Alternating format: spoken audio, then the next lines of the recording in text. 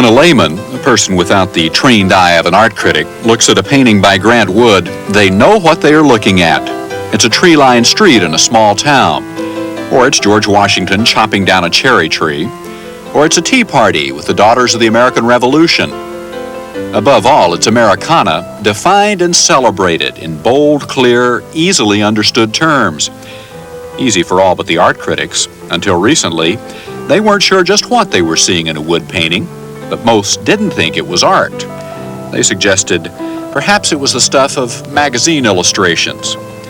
However, realism is making a comeback at a time of an unstable economy and an uncertain job market. People aren't as interested in abstract theories. They want something solid to hold on to, even in their art. We're in hard times. It's recession. And it was exactly in hard times that Grant Wood came to be famous in the 1930s, when people can't travel, have to stay at home, when they look to things around them for meaning and comfort. When Wood came to prominence in the 30s, he had already been to Europe and studied and tried his hand at impressionistic paintings. It was in Iowa, though, where he was happiest and where he found success. Wood's visions of rural America caused Time magazine to single him out as the chief philosopher and greatest teacher of representational U.S. art. The popularity of regionalism in art began to fade after Wood's death in 1942. Now, 41 years later, Wood's status is on the rise again in the art community. A major collection of his paintings will be on tour in museums across the country this year. I'm sure that there will always be some who will simply dismiss him as not that serious. But the purpose of this exhibition is to reassess, to have a look and say, look, this is different from Norman Rockwell. This is different from pure illustration. That Wood stands alone as a significant figure in American history. Despite the debate over how good an artist he really is, Wood enjoys one distinction over all the critical favorites. He has produced the best-known painting by any American artist, American Gothic. The man in the painting was actually his dentist, Dr. B.H. McKeeby. The woman was Wood's sister.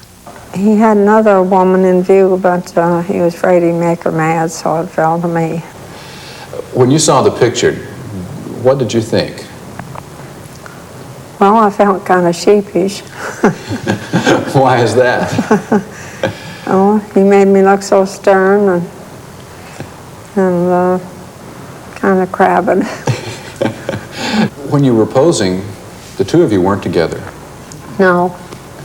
No, Grant painted the house and the two of us separately.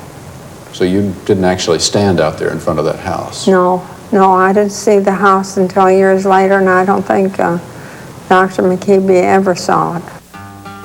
The appeal of Grant Wood's art is best illustrated not by his own work, but by the number of parodies he has inspired. The Touring Museum show includes a large collection of these. It features the American Gothic couple as a variety of famous people, from Liz Taylor and John Warner to George Wallace and Shirley Chisholm. The Gothic family has lived in the White House as Johnsons and Reagans. The couple has also been taken from their house and put in Rolls Royces and retirement villages. But for the most part, they have spent the years changing clothes, putting on gas masks, new wave sunglasses, tuxedos, and finally, even wearing each other's clothes. The critics may have forgotten Grant Wood for a while, but his work has always been a favorite with the American public, the kind of people Wood tried to pay tribute to in his paintings. For today, Boyd Matson, NBC News, New York.